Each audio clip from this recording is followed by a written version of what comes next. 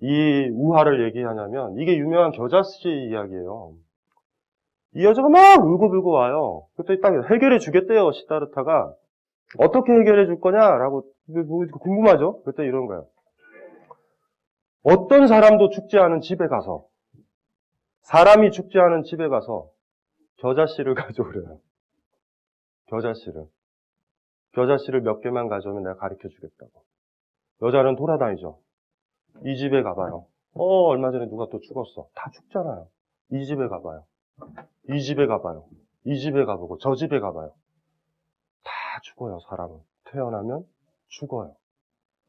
빠르냐, 늦으냐의 문제고. 다 죽어요. 뭐 하게 한 거예요? 시다르타가? 그때 나오는 말이 불교에서 많이 쓰는 말, 제가 좋아하는 말이죠.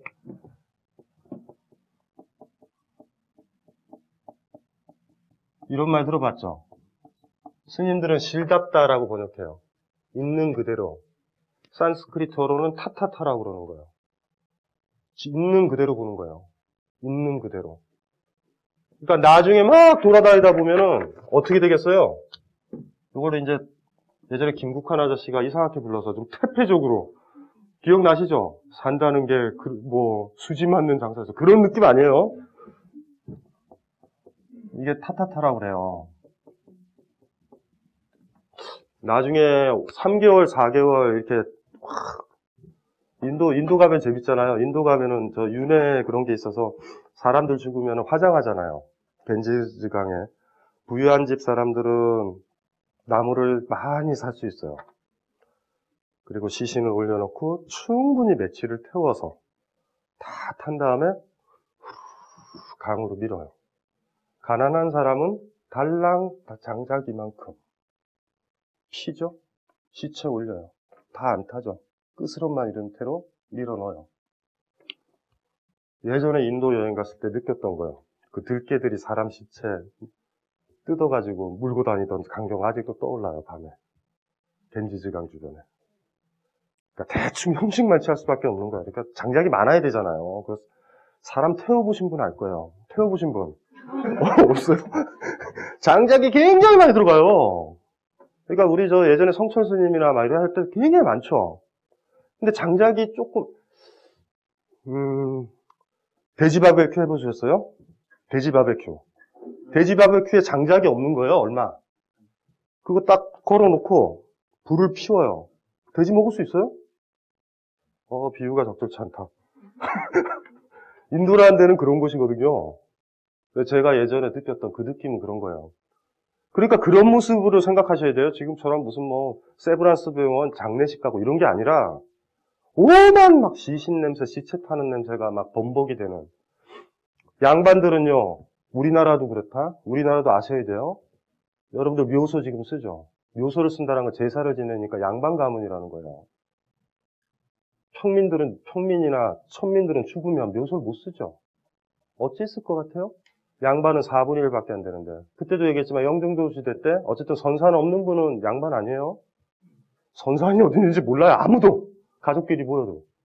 영종조 시대 때 우린 족보를 여러분들 조상들이 사가지고 그 한 5대 전에 할아버지가 자기 이름 딱 넣으면서 게임 끝난 거예요. 사서.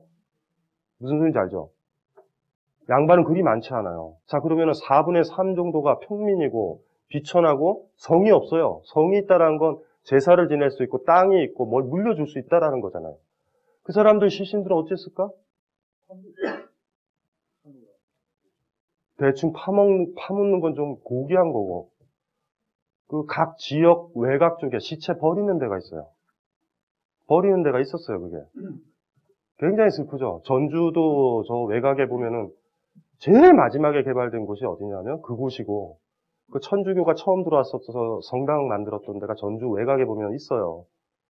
그 전주에 있는 그 신흥고등학교라는 자리, 그쪽 자리가 예전에 전주에서 그 시신 버렸던 곳. 시신 버렸던 곳이 있었어요, 그러니까. 묻는 거? 땅이 없는 쪽으로 묻어요. 산에. 그거는 괜찮은데, 도시에 살던 사람들은. 그게 묻는 곳이에요. 시골이는 좋죠. 시골은 좋은 거예요. 그러니까 우리가 생각했던 거와 달리, 이 시다르타가 저 아줌마 보고 보라는 느낌은 그런 느낌이에요. 막 시신이 타고, 뭔지 아시겠죠? 제대로 가난해가지고 시신은 데리고 오고 장작 겐지지강에서 수습해서 그 몇 개 안 되는 거 있죠. 비싼 거 잘 말린 거 나무 막 세워서 며칠을 태워야 되는 거. 장작은 금방 꺼지고 다 타고. 그 다음에 그냥 미는 거예요, 그냥.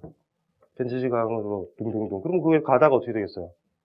강변가에 들어오고 들깨떼들은 기다리고. 이게 이 패턴이거든요.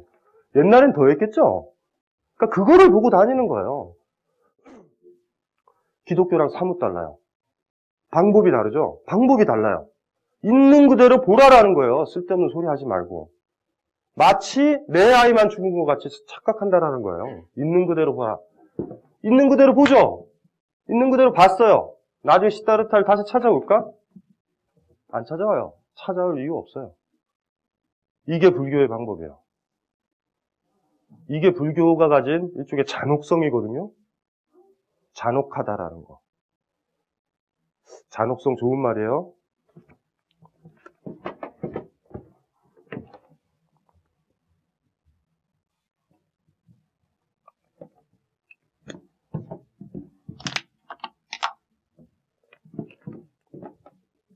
우유부단하지 않는 사람들이 가진 품성. 계속 무언가에 잔혹하다라는 건 아니에요.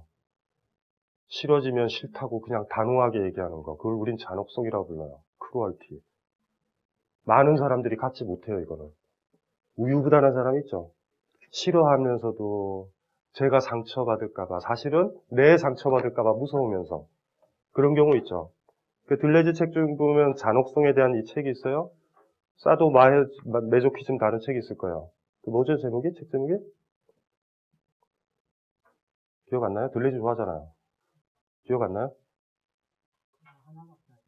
하나밖에 못 읽어가지고요. 이 크루얼티라고 들레즈 책이, 그 영어는 번역어는 크루얼티 어쩌고저쩌고 그렇게 돼 있어요. 들레즈 그 책이. 잔혹성이라는 거거든요. 불교는 잔혹해요. 잔혹의 반대가 뭐냐면 이렇게 얘기하는 거예요. 당신의 아이는 해맑게 하나님 옆에서 웃고서 장난감 가지고 놀고 있어요. 병 안 걸리고요. 그렇게 얘기 안 하는 거예요. 크루얼티요. 불교가 가진 크루얼티는 알아야 돼요. 왜 이걸 알아야 되냐면 선사들이 어떤 문제가 있으면 깨우침을 얻기 위해서 죽장저로 때려서 피를 흘리게 하고 손가락을 자르는 건 거기서 와요. 직구승부. 뭔지 알죠? 저는 기독교는 변화구 같아 보여요. 변화구. 인생의 해법에서. 변화구 알죠? 스트라이크에 안 들어가고 뚝 떨어져서 헛스윙을 유발하는 직구예요. 종교가요, 한 사람한테, 이게 종교인지는 모르겠어요. 한 사람한테 그냥 직구를 던져요. 다 죽어요. 그 다음에 소승불교로 들어오는데, 시다르타 전통을 이은 사람들이에요. 소승이 뭐냐면, 작은 수레, 대승이 큰 수레인데, 소승이라는 이름은 대승이 붙인 거예요. 절대 믿으면 안 돼요. 이건 뭐냐면, 내 병 내가 고친다예요. 불교의 전통이에요. 이 수레는 나만 타야 된다라는 거예요. 개나 소나 다 타면 안 돼. 이 수레는 위장병이거든요. 근데 이놈소는 다 태우면 안 돼요. 막 맹장염도 있고 뭐 치질 뭐 오만 애들이 다 있는데 고통의 종류가 다 다르단 말이에요 지금. 그러니 안 태워요. 너 네 수레 가라. 네 수레는 네가 끌고 가는 거야. 내 병은 내가 고친다. 아, 이 불교 정신이에요.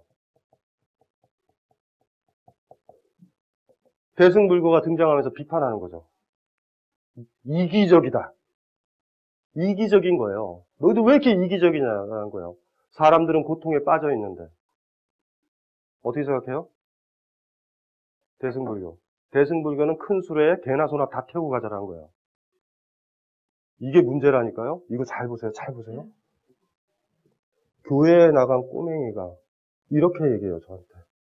선생님, 저희는요. 아담의 죄, 그 원죄를 가지고 태어났어요. 라고 그럴 때. 짜증이 나요. 저는. 거꾸로. 이런 거예요. 한국이요. 요 한반도에 사람들이 고통스러워가지고 불교가 들어온 거예요? 아니면 불교가 들어와서 고통을 알았을까요? 나는 죄가 있다라는 걸 가르쳐줬던 거, 그게 들어와서 우리가 원죄를 받아들이는 거 아니에요? 우리가 무슨 원죄가 있다고? 여기서부터 이제 문제가 심각해지는 거예요. 이쪽에서는 고통이에요.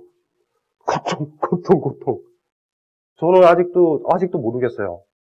한반도에 살던 사람들이 고통이 심해서 불교가 들어온 거지. 불교가 들어와서 고통이 심화된 건지, 고통이 만들어진 건지는 아직 모르겠어요. 기독교가 들어와서 원죄가 생긴 건지, 우리가 원죄가 있어서 기독교가 들어온 건지는 아직도 몰라요, 저는. 근데 꼬맹이가, 아직도 죄짓기에 너무 약한 꼬맹이가, 선생님, 저는요, 아담의 죄를 갖고 있어요. 라고 얘기할 때, 그 얘기를 해준 사람을 찾아서 목을 조르고 싶다라는 느낌은 들어요. 그리고 아이들한테 고통스럽다라고 얘기하는 거예요. 애들이 뭐가 고통스러워요? 고통은 어디서 오는데요? 성장하고 성숙해서 소중한 걸 알 때쯤 오는데. 아이처럼만 되면 되죠. 동자승처럼만 되면 우린 편하네요. 무언가를 잃어버려도 집착 안 하고 막 울고 싸우다가 돌아서죠 애들. 쿨하죠? 뭔지 아시겠죠? 쿨해요. 엄마가 죽어도 옆에 무덤가에서 아니면 상가집에서 뛰놀고 있는 아이들한테 축복이 있어야 돼요. 집착하지 않는 아이들이요. 해맑아요. 사실은 그게 불교에서 가져는 모토였고, 니체가 어린아이라고 그랬죠. 낙타에서, 사자에서 어린아이로의 그 어린아이가 그 모습이거든요. 우리가 추구해야 되는 모습은. 어쨌든 이렇게 되고, 대승불교에서는 드디어 다 태워요. 개나 소나 다 고통 있다고 채워요. 그러니까 연설하는 거예요, 제가 서서. 여러분들은 힘들죠? 여러분들 힘들어요. 집착이 있어서 그래요. 가세요! 그래서 사찰로 올라가는 거예요. 기도하는 거예요. 그랬더니 갑자기 딱 그러더니 자주 여기서 수행하실 수는 없으시죠? 여러분한테 그러는 거예요. 여러분, 맞아요. 바쁘잖아요. 생업에 바쁘고. 그러면 여기 있는 기와에다가 이름을 쓰면 된다고 그래요. 모든 사찰의 특징은 기와가 완공이 안 돼 있어요. 아직도. 똑같은 거예요. 나쁜 놈들이죠. 파는 거예요. 해인사 위에 나는 올라갔다라고.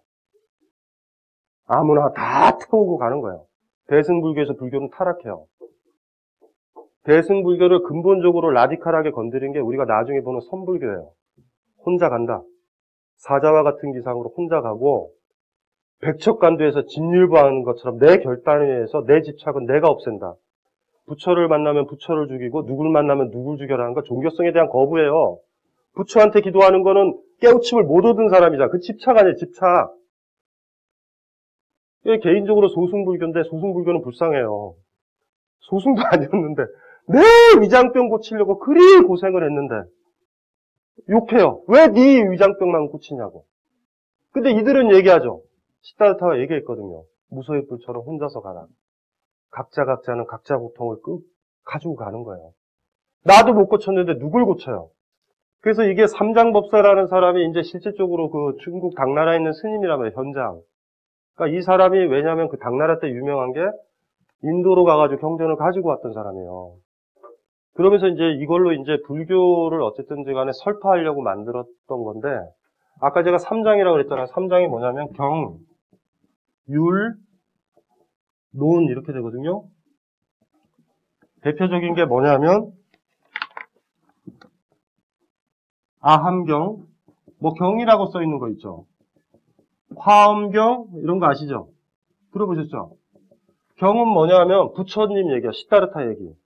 아함경은 진짜 아가마라고 부르는데 산스크리트 아가마라고 부르는 이 경전엔 부처의 이야기가 들어있어요. 화엄경은 부처의 얘기가 아니라 이렇게 시작해요. 여시함은 나는 이렇게 들었노라. 부처가 얘기한 걸 들었다고 그러면 다 경전이에요. 화엄경은 부처가 얘기한 건 얘기한 적 없어요. 법화경 이런 거는. 그러니까 대승 한참 뒤에 보면은 뻥치는 거죠. 부처한테 이렇게 들었다. 여시아문이라는 그런 찻집 같은 데 가보셨죠? 한자로 그냥 그렇게 써요. 이와 같이 이처럼 아문 우리들은 들었다. 나는 들었다. 여시아문이거든요. 이렇게 시작해도 다 경전으로 치고 율이라는 거는 계율이에요. 우리의 그 여러 가지 그런 절차들 있죠. 우리의 그 인사 몇 번 하고 자기의 욕망을 억누르기 위해서 육체적인 습관을 길러주는 거. 이게 계율 다루는 것들이고 우리나라에는 발전하지 않아요. 이 율을 강조했던 종파가 율종이라고 그러는 종파예요. 쓸데없는 소리 하지 말자. 바른 생각만 하면 집착이고 뭐가 없다. 이런 식으로 가는 거예요. 아주 엄격한. 논이라는 건 우리가 했을 때 지금 읽는 거 중론. 원효가 주석을 달았던 대승기신론 같은 거.